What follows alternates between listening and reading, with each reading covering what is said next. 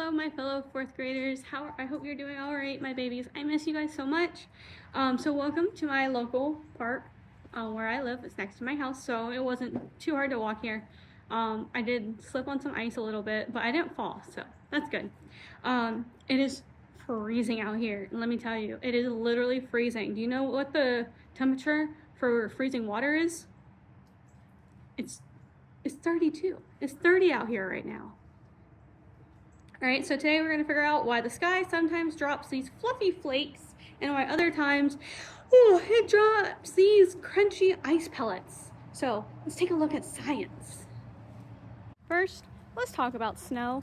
This is not snow though, this is ice. It looks like snow. I wish it was snow, but this is ice, and we'll talk about ice in just a minute because first we're gonna talk about snow. All right, so snow.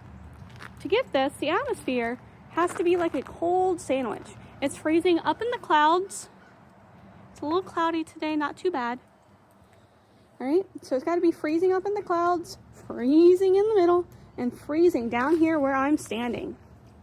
All right, because it never hits a warm spot, those tiny ice crystals stay frozen and stick together to make these snowflakes. I wish I could show you, but it's not currently snowing yet. Maybe we'll get some this weekend. So now you're probably asking yourself, where is it all going? Why is it leaving and disappearing so soon? It just got here. All right, well, let's go over to a spot where we can see some specifically melting ice. Man, I wish I had a video or some pictures of it because just the other day, this was all solid ice. I couldn't even walk on this path. All right, and if you look over here, the snow or ice is, or the ice has turned into a puddle. Just a nice little puddle. Right? So why does it do that? It's because of thermal energy. It's that heat energy that we talked about. All right, so once the sun hits the ground or the air above 32 degrees, those solid ice crystals get excited and move faster and turn back into liquid. Science is basically just things changing states of matter.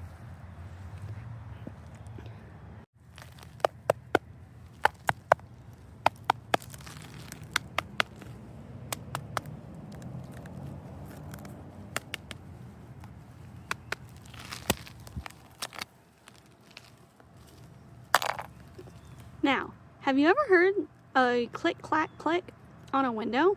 That's sleet. All right, so sleet is a bit of a traveler. It starts to snow, hits a layer of warm air and melts into rain, but then boom, it hits a deep layer of freezing air near the house or near wherever we are, and it freezes into tiny ice balls before it lands. It's basically a raindrop that puts on a suit of armor. Now, this last one is the trickiest. It's called freezing rain. Well, I don't have an example to show you right now. I'll link a video down below in the description.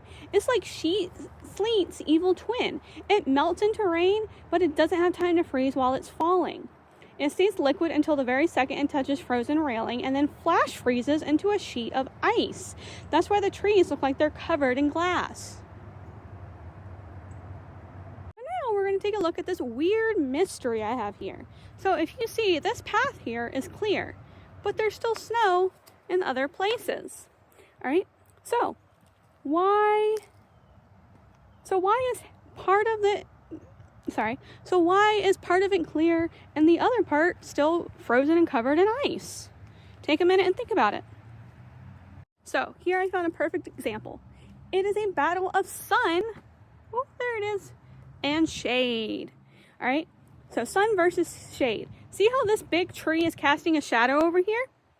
That ice isn't getting any solar energy. So right here, it's shaded. It's shaded from the building. This area is shaded from the tree, but this area gets more sun than that area because of the shade and the way the sun moves through the sky, or well, the way the sun moves. Right? So this ice is not getting any solar energy, so it stays frozen. But over here, where the sun is hitting directly, the ice is soaking up heat and turning into water. All right, and then check out these colors. Look at these different colors. Now I'm not talking about the salt pebbles, like the crystal pebbles, but just the different colors. Darker surfaces like black asphalt on the road absorb more sunlight, which makes them warmer. The white snow actually reflects the sunlight away like a mirror, which helps it stay cold. So darker, sunnier spots are going to melt first. So you might be now asking, well, Ms. Parham, what's the big secret? Well, it's all about the temperature in the air between the clouds and outside where we live. All right, so stay warm and stay curious, and I'll see you in class. Bye, guys.